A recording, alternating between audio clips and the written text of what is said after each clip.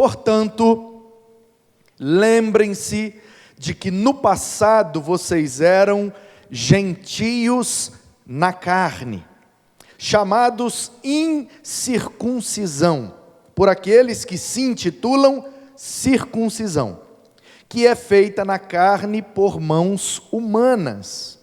Naquele tempo vocês estavam sem Cristo, separados da comunidade de Israel e estranhos às alianças da promessa, não tendo esperança e sem Deus no mundo. Mas agora, em Cristo Jesus, vocês, que antes estavam longe, foram aproximados pelo sangue de Cristo, porque Ele é a nossa paz. De dois povos Ele fez um só, e na sua carne derrubou a parede de separação que estava no meio, a inimizade. Cristo aboliu a lei dos mandamentos na forma de ordenanças, para que dos dois criasse em si mesmo uma nova humanidade, fazendo a paz e reconciliasse ambos em um só corpo com Deus, por meio da cruz, destruindo a inimizade por meio dela. E quando veio, Cristo evangelizou paz a vocês que estavam longe, e paz também aos que estavam perto, porque por meio dele, ambos temos acesso ao Pai em um só Espírito. Assim, vocês não são mais estrangeiros e peregrinos, mas concidadãos dos santos e membros da família de Deus, edificados sobre o fundamento dos apóstolos e profetas, sendo Ele mesmo, Cristo Jesus, a pedra angular. Nele, todo o edifício, bem ajustado, cresce para ser um santuário dedicado ao Senhor. Nele, também vocês estão sendo edificados, junto com os outros, para serem morada de Deus no Espírito. Amém. Que texto lindo da palavra de Deus. Nós estamos, por conta de novembro ser o mês da música, trabalhando esse tema, harmonia no relacionamento. O ano de 2021 foi direcionado por Deus para que nós pudéssemos aprender de forma maciça, muito substancialmente, o relacionamento. Estamos um ano inteiro ouvindo, aprendendo, praticando e sendo orientados por Deus de que o relacionamento entre nós precisa ser melhor, precisa ser saudável e precisa ser também harmônico. Assim como na música é importante a harmonia, ou seja, a junção de vários sons formando um som agradável, também na igreja, embora sejamos muitos e sejamos muito diferentes, precisamos estar unidos em harmonia, para que a nossa união seja bela, seja agradável, seja como uma música que junta vários elementos e se torna agradável com o uso do que chamamos de harmonia. Então nós aprendemos na quinta-feira passada que nós precisamos, embora tenhamos dons diferentes, habilidades diferentes, costumes, manias, culturas, ensinamentos diferentes, temos que trabalhar para a harmonia, e isso se dá através dos nossos dons. Cada um no seu dom, simultaneamente formamos um acorde harmônico, onde todos trabalham só pensando na missão, no objetivo, em realizar aquela tarefa. Assim como as notas cooperam para a formação de um acorde, nós precisamos operar para o cumprimento da missão de Deus. Isso se dará através dos nossos dons. Então, cada um de nós precisa refletir e buscar em Deus essa resposta. Qual é o dom que o Senhor quer exercer através de mim? Que eu não seja um empecilho para que o dom de Deus flua através de mim para a edificação da igreja. Que eu não esteja sentado, apático, desanimado, mas que eu esteja ativo, proativo, disposto, predisposto a ser um canal de Deus para a edificação da igreja. E nesse sentido, é até um pecado quando Deus nos dá habilidades, capacidades e potencial, nós desperdiçarmos isso ficando apenas sentado no banco, no sofá, na cadeira, sem se envolver com a obra de Deus para participarmos dessa harmonia no corpo de Cristo. E aí, domingo pela manhã, pastor Ximenes, de forma brilhante, nos pregou sobre a sinfonia do amor, né? Pegou um texto, acho que é o texto mais conhecido da Bíblia, João 3,16, né? Aliás, o Orlando Boyer, que tem, na minha opinião, o mais belo sermão em João 3,16, ele disse que João 3,16 é a Bíblia em miniatura. Mahatma Gandhi,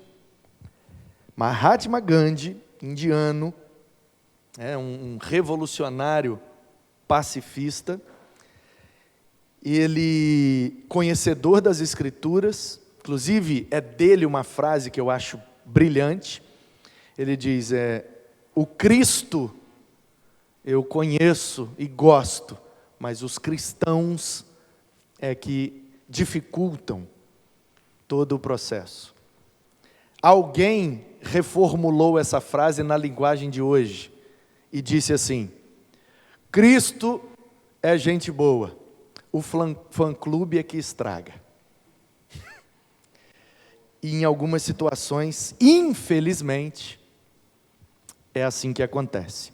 Então, na realidade, no contexto de Mahatma Gandhi, quando ele disse isso, ele disse porque a Índia, seu país, é um país onde o hinduísmo é a religião oficial, que é uma espécie de panteísmo, politeísta, se é que pode existir isso, mas é muita coisa numa coisa só. E os ingleses, colonizadores da Índia, então, chegaram impondo questões aos indianos que não estavam em coerência com o Evangelho de Jesus. Mahatma Gandhi leu o Evangelho e olhou para os ingleses e falou: não é a mesma coisa. O que está escrito no livro é uma orientação, e o que eles estão fazendo com a gente está completamente equivocado com essa orientação. Então, eles se dizem cristãos, mas não estão fazendo o que Cristo mandava. E no final das contas, a gente olha a situação em que Mahatma Gandhi viveu e morreu, e a gente percebe que, na perspectiva do Evangelho, Mahatma Gandhi estava muito mais próximo de Cristo do que os ingleses que se diziam cristãos. Então, Mahatma Gandhi disse, sobre João 3,16, que se toda a Bíblia fosse perdida ou esquecida, e só sobrasse João 3,16, ainda assim seria necessário para que a gente conhecesse Deus e Jesus Cristo. Então o pastor Ximenes pegou esse versículo, que é poderoso demais, e nos pregou na perspectiva da música e do relacionamento, a sinfonia do amor, qual é a causa, qual é o efeito e o processo, e ele ainda cantou, fez um sermão cantado, sermão segmentado, como diz o mestre. Então, foi uma bênção, ouvirmos o pastor Ximenes pela manhã. E aí à noite, a gente continuou essa ideia da harmonia através de cada cristão, e percebemos Deus nos falando através de Paulo, ali em Romanos 8, que a humanidade geme, portanto é um acorde que nós ouvimos, de falta de Deus.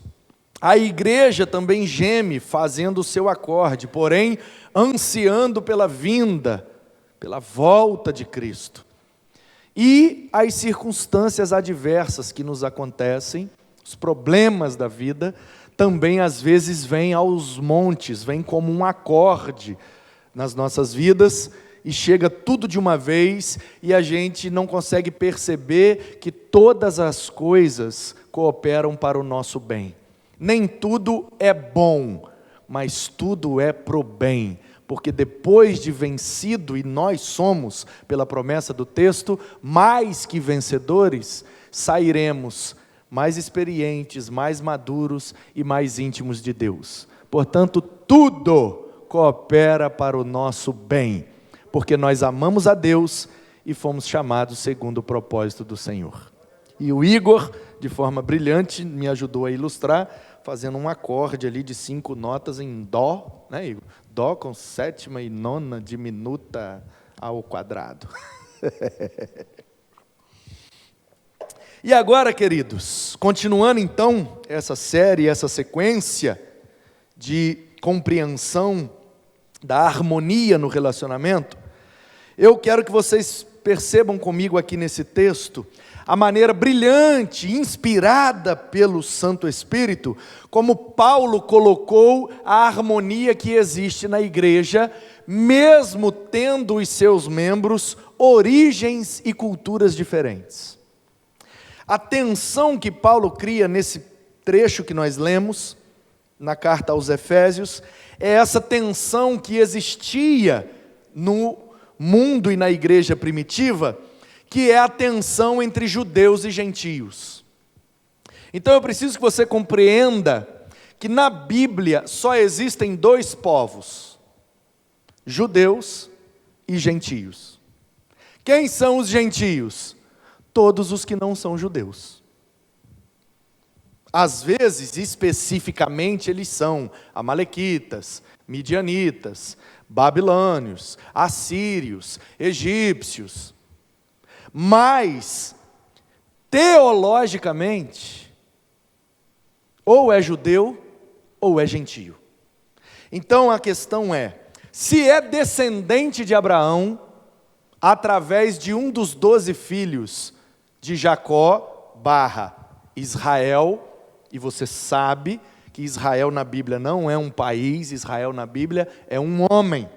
Portanto, o povo de Israel, a nação de Israel, são os descendentes desse homem, o Israel.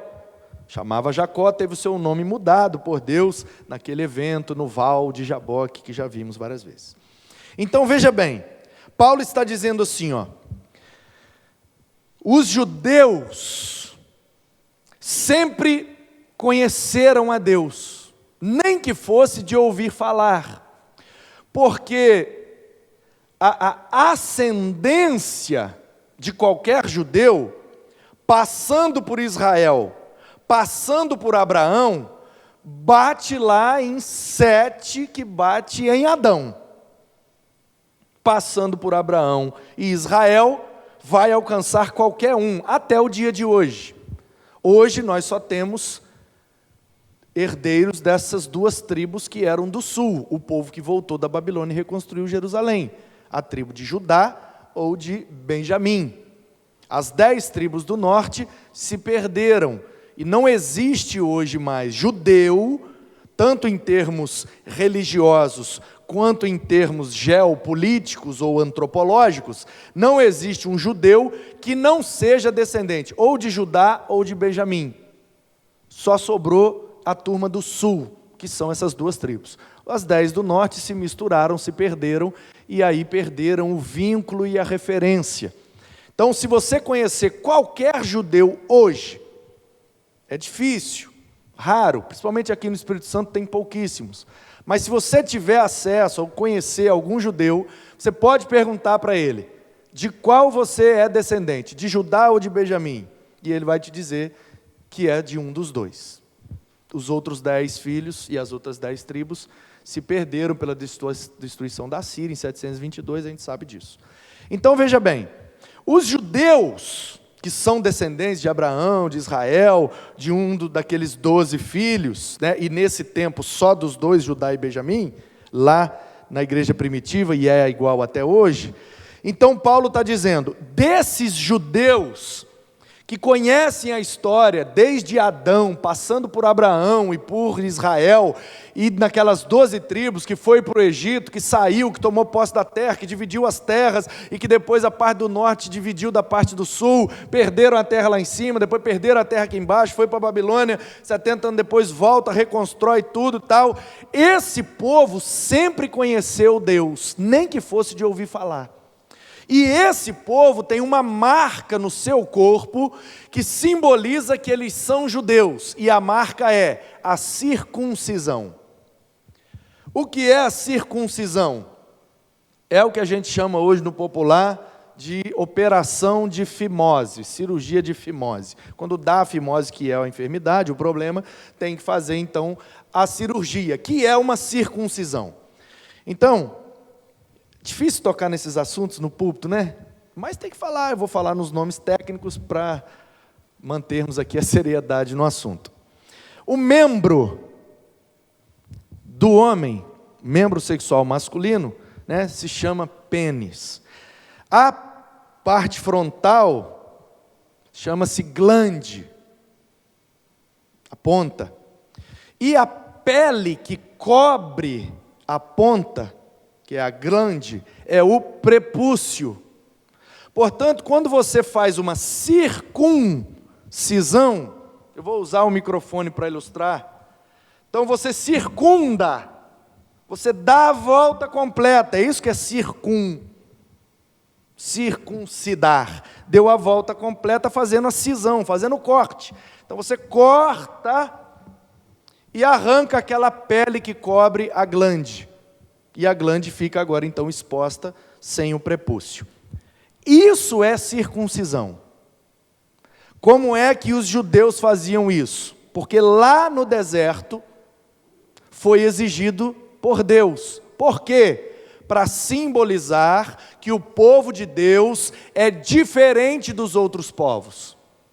Essa circuncisão, e não por acaso a nossa aliança que usamos no dedo, tem esse formato circuncidativo, que circunda por inteiro o nosso dedo. A circuncisão, que é um corte redondo como este anel que eu uso, que simboliza a aliança que eu tenho com a minha esposa Ana Paula. Aliança de fidelidade com ela. Da mesma forma que esse anel circuncida o meu dedo e simboliza a aliança que tenho com ela, a circuncisão simbolizava a aliança que aquele povo tinha com o seu Deus. Então, circuncisão significa o símbolo da aliança, portanto, simboliza fidelidade e pertencimento e também diferenciação. Repete comigo. Fidelidade. Não, mas repete bonito. O pastor Sandro veio lá de Alagoas visitar nós e a gente vai fazer assim, xoxo? Não. Me ajuda, gente. Eu não posso passar vergonha, né, Leandro? Não, na frente do homem.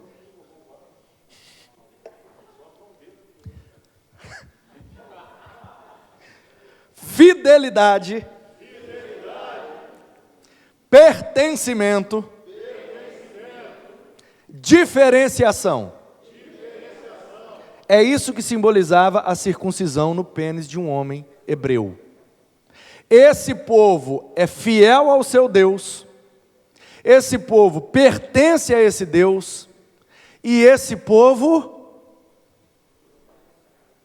é diferente de todos os outros povos.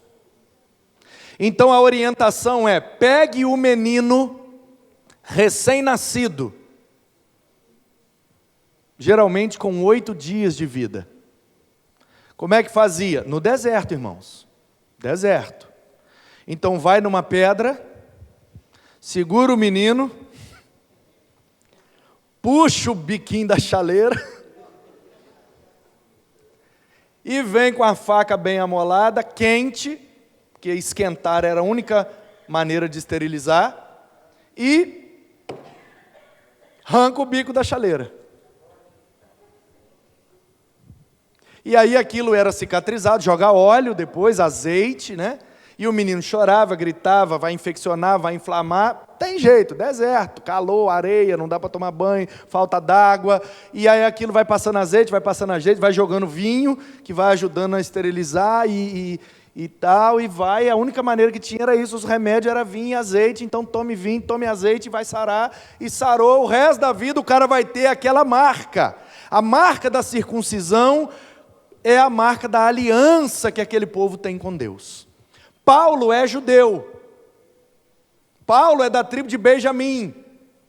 Então Paulo é daqueles dois grupos que sobraram, Judá e Benjamim. Por isso, inclusive, que o nome dele é Saulo. O nome dele em hebraico, que foi transliterado para Saulo, é Shaul, que é o mesmo nome do primeiro rei de Israel, que era da tribo de Benjamim, Saul. Então o nome do Saulo é Saul, mas para não confundir com Saul rei, botaram esse O na transliteração para diferenciar que esse aqui é o Saulo, mas no original é Shaul, é o mesmo nome. Por quê? Porque ele é da tribo de Benjamim, o primeiro rei de Israel também era de Benjamim, então provavelmente Shaul era o nome comum na tribo de Benjamim para homenagear o primeiro rei de Israel que foi escolhido da tribo de Benjamim. Então o Saulo / Paulo, você sabe que ele não era Saulo e virou Paulo? Ele tem dupla nacionalidade, então ele é tanto Saulo aos judeus, quanto Paulo aos gentios. Então, ele sabe o que significa circuncisão. Ele sabe o que simboliza circuncisão. Ele sabe que um judeu circuncidado tem que ser fiel a Deus, porque pertence a Deus e tem que ser diferente de todos os outros. Ele escutou, ouviu e aprendeu isso desde criança na sinagoga de Tarso. Mas agora ele está doutrinando e discipulando os crentes em Éfeso. E Éfeso é a capital da Ásia Menor. Éfeso é uma cidade grega. Éfeso é uma cidade portuária. Então é um escoamento de rota comercial do Oriente. Uma cidade gigante, com porto, com muita gente de tudo quanto é origem, que fala tudo quanto é idioma, e ali é gigante, era, nesse tempo aqui, já uma das maiores igrejas cristãs do primeiro século, como foi. Antioquia era a igreja mais relevante, que produziu mais liderança, a igreja mais sólida, saudável, com doutrina e interpretação muito boas e retas e puras, mas nunca foi uma igreja muito grande em termos de número e quantidade. As grandes eram depois de Jerusalém, quando veio a perseguição, pipocou a igreja para todo lado, e as maiores até o fim do primeiro século foram Éfeso e Corinto. Então, exatamente porque eram cidades muito parecidas, que eram meio que capitais das regiões onde estavam. Cidades portuárias, cidades de rota comercial, cidades onde o comércio e a transação comercial é muito alta, gera muito emprego, gera muita renda, atrai muitas pessoas. Então vejam vocês, o que é que está acontecendo aqui? Paulo é um judeu, que sabe exatamente o que é ser judeu. Ele era fariseu do Sinédrio, foi aluno de Gamaliel, ele sabe tudo. Tudo que tinha para saber de judaísmo, Paulo sabe. Só que em Éfeso, tem alguns judeus convertidos, que são membros da igreja de Éfeso, mas a grande maioria é gentios, ou efésios, ou moradores de Éfeso, vindo de outros lugares, que vieram para trabalhar em Éfeso. E agora se converteram e fazem parte da igreja de Éfeso. Então Paulo está doutrinando uma igreja que é formada de dois povos, judeus e gentios. E ele precisa fazer com que tanto judeus como gentios vivam em harmonia. Porque o que acontecia?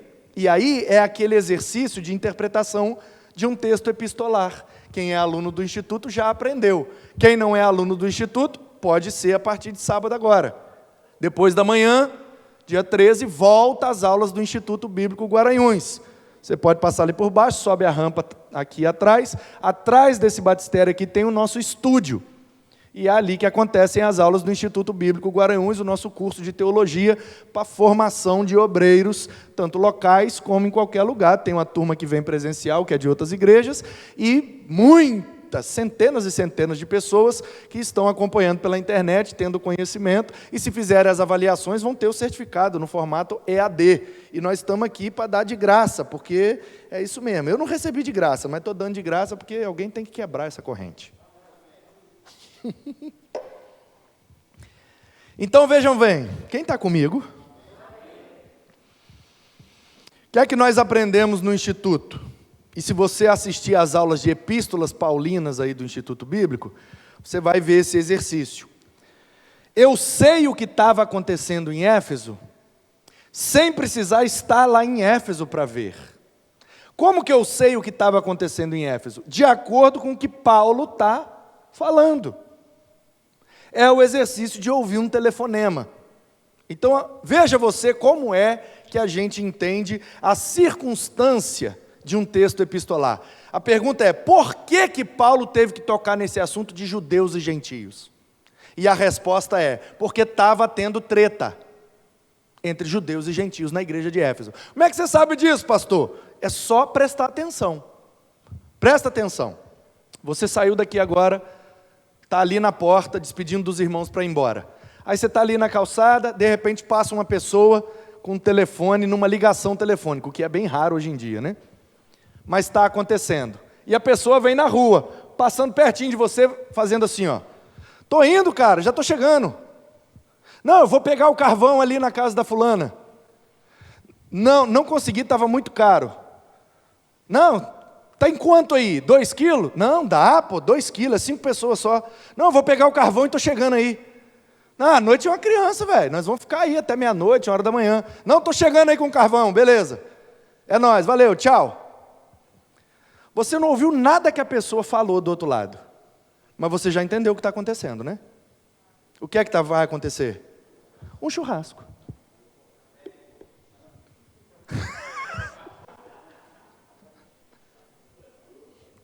Então, eu não preciso estar em Éfeso.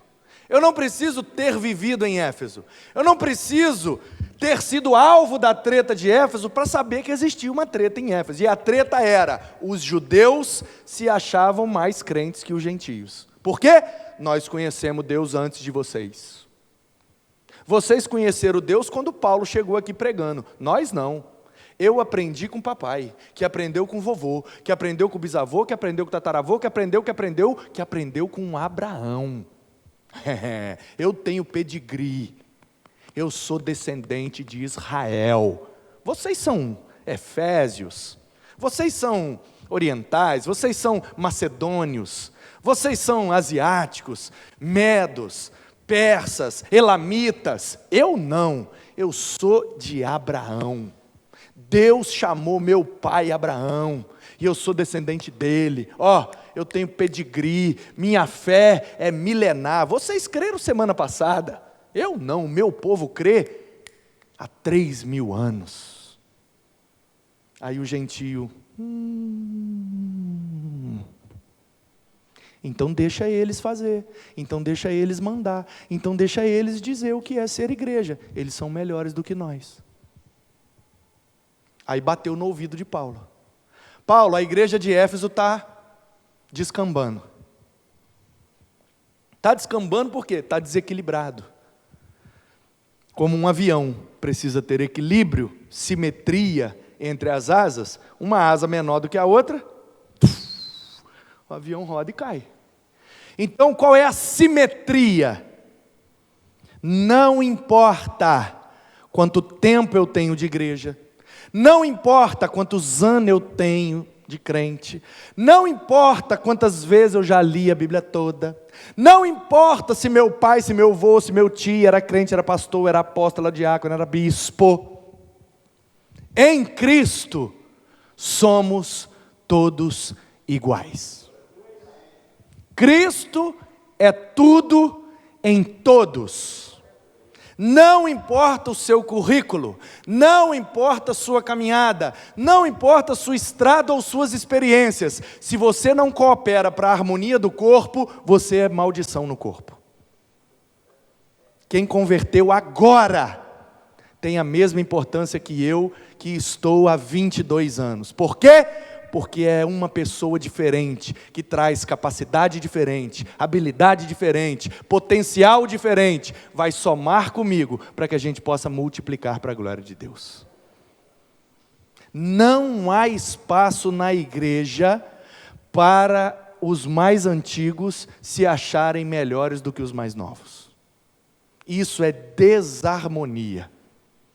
A harmonia é os mais experientes usarem a sabedoria que adquiriram para orientar os mais novos que chegam com o vigor que faltam aos mais sábios. E aí a gente une sabedoria com força. Porque um novo convertido, explodindo no primeiro amor, ele faz coisas que o mais antigo já não tem mais coragem de fazer. O novo convertido é o combustível da igreja, meu irmão. O gentio é o combustível da igreja. Tanto que, quantas comunidades de judeus messiânicos você conhece? Eu não estou dizendo que são melhores, nem piores, nem que nós somos melhores ou que somos piores. Estou falando da diferença e do propósito que cada um cumpre no propósito de redenção de Deus. A ideia aqui não é competir, a ideia aqui é a gente observar e cooperar para que Deus continue fazendo o que Ele quer fazer. Então, o que Paulo está dizendo é: Deus também é Deus dos gentios. É exatamente o que Jesus quis ensinar na parábola do filho pródigo. O filho mais velho representava os judeus e o mais novo, pródigo, representava os gentios. Quando o mais novo volta para casa, o mais velho fica enciumado e não quer dar moral para o mais novo, com o argumento de que esse teu filho gastou toda a herança e agora volta querendo ser filho igual eu. Mas ele não é filho igual a você? Ou você não está feliz que ele arrependeu e voltou? Não, mas eu sempre estive aqui, você nunca fez nada especial para mim. Mas você poderia ter feito a hora que você quisesse, por que você não fez? O que Jesus quer ensinar aos religiosos que o questionaram, no primeiro versículo de Lucas 15 tem a explicação, porque questionaram Jesus, ele contou aquelas 3 parábolas. Uma ovelha em 100, uma moeda em 10, um filho em 2. É uma dinâmica retórica judaica. Outra hora eu explico. Aliás, já expliquei, né? Tivemos aqui em 2016 uma série sobre as parábolas, eu falei tudo isso. Quem não teve, pode ver no YouTube. Então vejam bem, irmãos. Jesus ensinou isso. E Paulo está reforçando o ensinamento que é de Jesus. E ele está dizendo: lembrem-se, no passado vocês eram gentios, chamados incircuncisão por aqueles que se chamam circuncisão. Ou seja, o judeu se achava melhor porque ele tinha circuncisão. Eu tenho o sinal da aliança, você não tem. Tanto que em Atos 15 nós temos o chamado concílio da igreja, que Paulo tem que ir a Jerusalém para discutir lá com Pedro e Tiago, os principais líderes, se quando Paulo ganhasse pessoas para Jesus que fossem gentias, se elas teriam ou não que circuncidar-se. Olha a exigência dos caras. É gentio? Aceitou Jesus? Então beleza, Jesus era judeu, Jesus era circuncidado, então que circuncide todos. Aí o Paulo: gente, eles são de outra cultura, eles têm outra cosmovisão, outros símbolos. A circuncisão para eles só vai causar dor, não vai simbolizar a aliança. Nós somos um povo, nós temos uma cultura, temos uma cosmovisão, uma maneira de compreender o mundo à nossa volta. Os gentios são diferentes de nós, então nós precisamos de uma abordagem diferente, para que o mesmo propósito seja cumprido através deles, sem a necessidade das mesmas exigências. Porque é um erro que nós cometemos. A gente vai ficando velho de igreja, inclusive de vida. A gente vai envelhecendo e a gente vai pensando assim: não pode, eu sofri tanto para estudar, agora esses meninos é maior facilidade. Aí a gente quer impor aos meninos umas dificuldades que não tem a menor necessidade, mas tem que sofrer, porque eu sofri. Meu irmão, se nós não tivermos acesso, que pena. Os meninos têm, deixa os meninos na bênção. Qual o problema? Eu tinha que estudar muito para decorar uns negócios e responder na prova para passar de ano. O meu menino não precisa estudar tanto como eu. Eu, quando ia estudar, tinha que botar o livro, o caderno, e minha mãe com chinelo, seja lá o que fosse. Vai estudar, vai estudar. Estudar, para mim, era sentar com o livro, com o caderno, e escrever, e fazer os exercícios, e aprender para chegar lá na prova e tirar uma nota. O meu filho senta na frente de um computador, com um fone de ouvido, num monitor ele está assistindo uma videoaula, no outro monitor ele está jogando, no outro monitor ele está editando a thumbnail do canal do YouTube de amanhã. E ele está ali, editando a thumbnail, jogando, conversando com os amigos, assistindo a videoaula. Aí eu chego lá e falo: esse menino não está estudando. Aí chega no dia seguinte, ele faz a prova e tira a nota melhor do que eu tirava.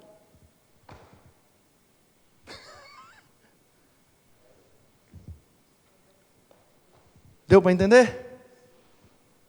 E aí, eu entrei em crise quando eu comecei a ver isso. Aí o que eu falei? Bom, não importa o processo, importa o resultado. Como ele vai estudar, problema dele. Cadê a nota? O menino nunca reprovou. Então deixa o menino. Esse é o jeito dele de estudar. Está resolvendo? Está passando de ano? Amém, glória a Deus, aleluia! Por que eu vou impor a ele o mesmo sofrimento que eu tive que passar? Não, porque eu morava na roça, e eu levava meus cadernos num saco de arroz, e eu andava não sei quantos quilômetros a pé, e então os meninos hoje têm que sofrer, porque vocês não sabem o que é sofrer, e a gente quer transmitir o sofrimento para a próxima geração, e isso não tem necessidade nenhuma. Não, porque eu, quando fui preparar para o batismo, pastor Nilson de Marzo, na Central de Volta Redonda, tinha uma revista em que ele mesmo escreveu, que eram 12 lições, e ele trabalhava em 3 meses, e a cada 3 meses ele batizava uma renca de gente. E aí, eu faltei a penúltima aula, que eu ia batizar no culto da virada, e na aula, que era uma semana antes, ou 2, não lembro, que era a semana do Natal. Era a penúltima aula. Eu era um adolescente, dependia, morava com minha mãe. E minha mãe, naquela época, o padrasto era o imperial, e resolveram passar o Natal na casa da minha avó em Minas. E eu, um adolescente, minha mãe não deixou eu ficar em casa sozinho. No Natal, a família toda vai para a casa da avó, os primos tudo, os tios tudo, e eu vou ficar sozinho. Não, por quê? Porque agora ele é batista e ele não quer vir mais para o Natal. E com minha mãe também não tinha muito essa de escolher, não. Então, entrei naquele Palio Adventure do Imperial e nós fomos para Tombos. E aí, passei o Natal em Tombos. Faltei a penúltima aula da classe de batismo. Chegou na semana seguinte que eu fui lá para, vamos batizar, como é que não é? O pastor Nilson olhou a chamada e falou: você faltou, meu filho? Falei: pastor, porque eu tive que passar o Natal na casa da minha avó em Minas, mas eu estudei a lição, não sei o que lá. Aí ele falou: sinto muito, não vai batizar. Que isso, pastor? Mas eu aprendi tudo, eu sei tudo. Eu decorei o pacto. O pacto dos batistas, irmão, tendo sido levados pelo Espírito de Deus a aceitar o Senhor Jesus como um único e suficiente Salvador, e mediante, quero afirmar que, aí vem, o pacto, que tinha que decorar o pacto. Porque ele falou: qualquer um de vocês eu posso escolher assim, vocês têm que falar o pacto para a igreja, que vem atrás do certificado de batismo, o pacto dos batistas. Eu decorei o pacto, eu faltei uma aula, e não batizei. Eu queria batizar porque em fevereiro era carnaval, eu queria ir no retiro, só podia ir se fosse membro. Eu não batizei, revoltei, não quero ser mais crente. Depois, bati com o carro da minha mãe e falei: opa, voltei. Aí quando eu cheguei na igreja, estava tendo um culto com a participação do Ministério Infantil. Qual foi a música que tocaram? Eu pisei. Eu falei: desisti de ser crente, o pastor é mó otário, faltei uma aula, não sei o quê. A única vez na minha vida que eu decidi estudar e fazer tudo certo, eu não fui aprovado. Aí eu revoltei, não quero mais. Aí voltei, depois do carnaval, aí fui pro carnaval, dei uma endoidada lá, aí depois eu peguei o carro da minha mãe, bati no poste lá da colina e acabei com o corcinha da minha mãe, e aí falei, meu Deus, eu estou errado, eu tenho que voltar para a igreja. Aí voltei para a igreja. Quando eu pisei, um culto domingo de manhã, era um culto especial feito pelo Ministério Infantil, quando eu pisei assim, a música que estava cantando, cuidado, pezinho onde pisa, aí eu falei, não, velho. E eu acelerei aquele corcinha até acabar com ele. E eu cheguei lá, cuidado, pezinho onde pisa. Eu só olhei assim, falei, oh meu Deus, me perdoa. Aí eu fui para a classe de batismo, março, abril, e batizei, 23 de maio de 99.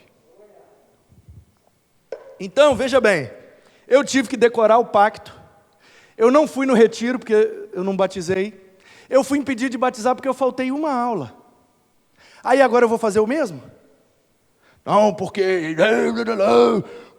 tem que decorar o pacto. Gente, se nós tivermos que obrigar a decorar o pacto, batiza ninguém mais não. Batiza não. Batiza, Kel? Batiza nada. Não, pastor, eu quero Jesus, mas o negócio de decorar esse negócio aí já. Percebe? Então, hoje nós estamos caçando o povo no laço. A gente faz curso intensivo de 3 dias, de 4 dias, de 2 domingos, de 3 domingos, vai na casa da pessoa e blá, blá, blá, blá, blá, e facilita a profissão de fé, uma pergunta só para cada um, responde o básico, amém, aleluia, joga dentro da água, e glória a Deus quando tem alguém para jogar ali dentro. Para que a gente vai ficar impondo à nova geração algo que nós tivemos que viver e sofrer, mas isso não tem a menor necessidade? É às vezes esse tipo de atitude que causa desarmonia no relacionamento. A igreja fica desequilibrada, a igreja não fica desarmônica. Como é que é? Sem harmonia, como é que chama? Desarmônico? Então o que Paulo está dizendo é, eu tenho consciência do que é ser judeu e de tudo que isso implica. Mas Deus me chamou para ganhar e discipular os gentios. Então o que eu quero dizer para vocês, Efésios, não importa se são judeus ou se são gentios, o que importa é que em Cristo Jesus, versículo 13, vocês que antes estavam longe, foram aproximados pelo sangue de Cristo, porque Ele é a nossa paz. Então Paulo está dizendo, não importa se é judeu, não importa se é gentio, importa se tem Cristo e se vive em paz. E na harmonia, que não causa diferentes notas no mesmo som, não é harmônico.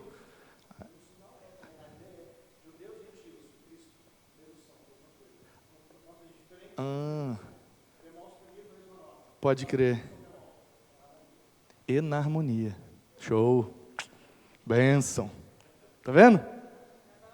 É isso. O menino entende de música. Ele me ensinou e eu aprendi. Percebe? É isso, irmãos. É isso. Eu jogo a Bíblia daqui para lá, ele joga a música de lá para cá, e nós dois saímos ganhando. E nós dois saímos melhores do que chegamos. Saímos aprendendo algo novo.